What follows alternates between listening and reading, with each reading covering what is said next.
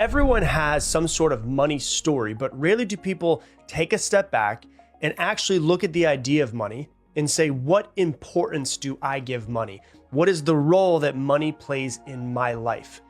And the good part about this is something that we get to decide. Now, up until this point, if you listen to this episode, you probably haven't actually decided that. What is the role of money in my life? What is my story around money? What is the importance that I give money? But I really want to open you up to start thinking about that, because so many people, for a lot of their lives, stress about money. I did this for a really long time. We chase it, we stress over it, we judge ourselves by how much we have or how little we have. But rarely do we take a step back and be like, well, what is money? Have you ever thought about that? Because here's the real mind bender. Money isn't real. It's all made up. It's just an idea. It's this collective agreement that we all just believed into existence. And once you realize that, you can actually free yourself from being ruled by it. And you can decide your relationship with money and the role that it plays in your life. And what's really interesting about it is as you remove yourself from your old story about money, you change your relationship with it. You're not emotionally tied to it as you had before in the past. You actually play the game of money better, and you end up making more money, which is really interesting. So today's going to be really in depth. We're going to dive into the actual history of money so you can actually understand it, from like bartering to gold coins to digital dollars that we have today. We're going to talk about how kings started creating IOUs and turned them into modern bank accounts, why money is a psychological game more than it's actually a financial game.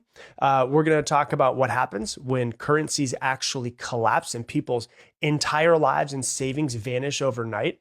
And then we're going to create your own real purpose of money and what it means in your life, and how to reclaim your power and realize that money is not going to make you feel any different about yourself. Okay. And so hopefully I want you to have less fear around money, more clarity around money, and a lot more freedom to choose how you relate to money, and hopefully make a whole lot more of it as well. You get to rewrite your story around money. For a lot of my life, I stressed out about money, and I equated money to safety or money to self-worth. And after I hit a major milestone in my life with money, and nothing in my life changed, the only thing that changed were really digits on a screen, I kind of took a step back and I was like, what the hell have I been doing this whole time? Like, what do I do now? And don't get me wrong, money is very important, but we overplay its importance in our life massively. Money will not make you happy. Money will not solve your problems. The only problems that money solves are money problems. And so let's talk about real quick so you can understand the history of money and see how it's morphed into what it is today. So it makes a whole lot more sense, because most people don't even understand money in the first place. And they don't teach you this in school. They probably don't teach you this in school on purpose, because if you knew more about it, you probably would play the game better. And most governments want to kind of keep people down a little bit. So when you look at it, it's really, really simple. Before money, there was something called bartering. Hey, you've got grain, I've got wool, let's trade. We just trade. It was simple until it wasn't, because what happens when I don't need your wool and you don't need my grain? What happens to the farmer when his goods are out of season? So at some point, there was this need to create a form of stored value so that I could sell all of my fruit when it was in season, get something from it, and be able to use that in the time when all of my fruit was out of season. And so it created this need for something that everyone would be able to accept, something that held this universal trust between us, but a really standardized value. And so this is where the early forms of money came in. And so around 3000 BC in Mesopotamia, they started using silver bars and clay tablets to track trade. About 1000 BC in China, when the actual first coins were made out of bronze and copper. And then in around 600 BC in Lydia, which is modern day Turkey, was when the first gold and silver coins were stamped by kings. Now, this is a really important thing that I want you to understand, okay?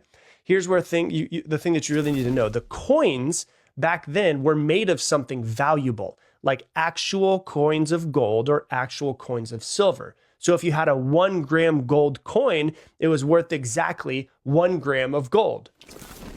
So even if the government that made it just dissolved, you still had a gram of gold, which was inherently valuable if you went to another country or another part of the world.